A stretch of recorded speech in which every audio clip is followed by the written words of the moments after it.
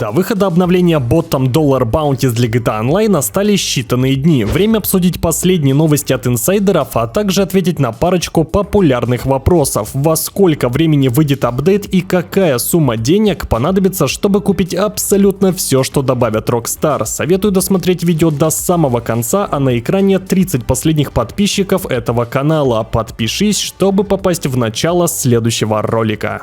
Не хватает денег в GTA Online, нужно повысить уровень или открыть заблокированный контент? Не вопрос, переходи в мою личную группу по прокачке. Наша гарантия качества — это 10 тысяч довольных клиентов, отзывы которых каждый день появляются в группе. Бабки, опыт, тачки, тюнинг и многое другое по сниженным ценам. Также появилась возможность накрутки игровой валюты на ПК без входа в аккаунт. Ваши логины и пароли больше не нужны. Все ссылки само собой в описании. Переходи и заказывай лучшую прокачку в Рунете.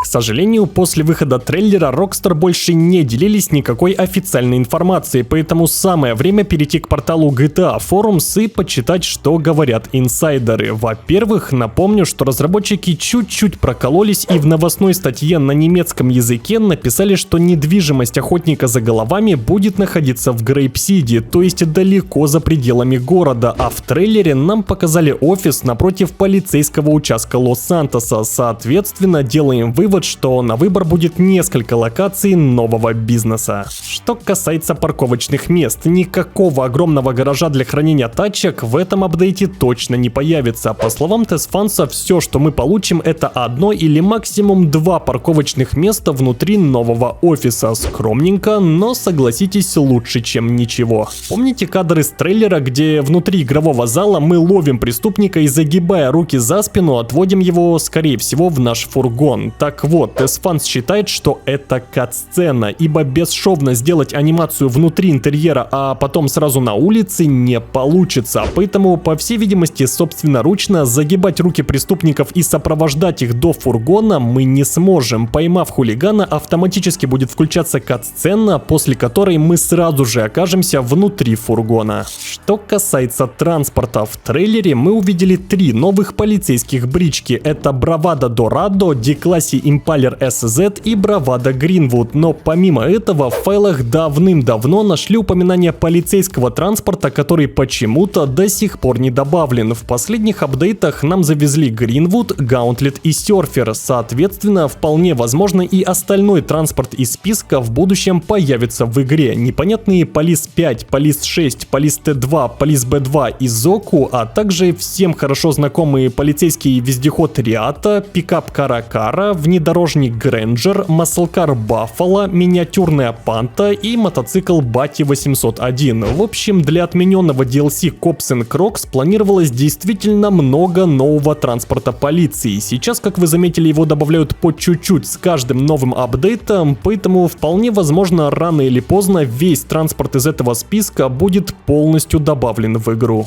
Перед выходом последних 2 обновлений на консоли PlayStation прилетала возможность предзагрузки апдейта. Можно было узнать точный размер и точное время выхода. Если в этот раз все будет ровно так же, то предзагрузка DLC должна появиться в воскресенье, за 2 дня до релиза. По крайней мере, в прошлые разы все было именно так. Если же предзагрузки не будет, то будьте готовы скачивать обновление 25 июня во вторник примерно в 12 часов по Москве. Сначала на консоли, затем с небольшой задержкой в пару минут на Social Club версию ПК, ну и под конец Epic Games и Steam.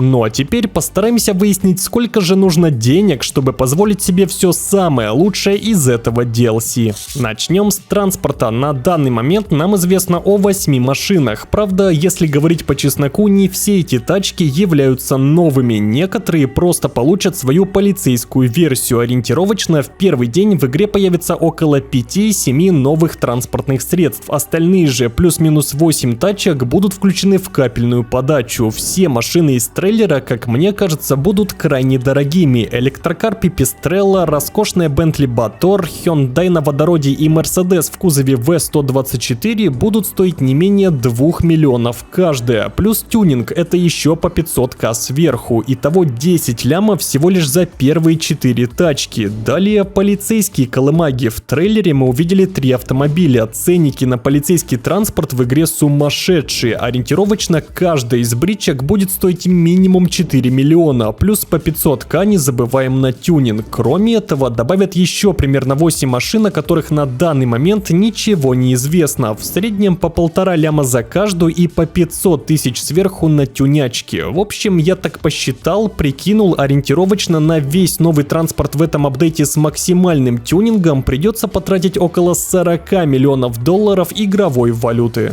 Что касается недвижимости, мы знаем, что в игре появится офис охотника за головами, причем, как я уже упоминал ранее, купить его можно будет в разных точках на карте, то есть будут как дешевые, так и дорогие варианты. Естественно, как и у любой другой недвижимости, можно будет докупить различные улучшения, стили, оформления, возможно, дополнительные парковочные места, тюремные камеры и так далее. Короче, ориентировочно на самый дорогой и максимально прокачанный офис придется отложить около 5 лимонов. Естественно, не забываем про всякие мелочи. Новое оружие, если его, конечно, добавят, одежда, маски, татуировки, прически и так далее. Это нужно далеко не всем, но тем не менее, на все вышеперечисленное придется потратить еще около 5 миллионов долларов игровой валюты. В итоге, конечная сумма всего самого лучшего и дорогого в обновлении у меня составила 50 лямов баксов. Понятное дело, что вы можете потратить лимонов 10, купив новую недвижимость и парочку машин, но главная суть, главная цель была показать, сколько максимально денег нужно поднакопить. Плюс ко всему напомню, что определенная часть контента будет включена в рамки капельной подачи и в первый день выхода DLC в игре не появится, так что сильно не парьтесь, в первый день все 50 миллионов долларов вам точно не понадобятся.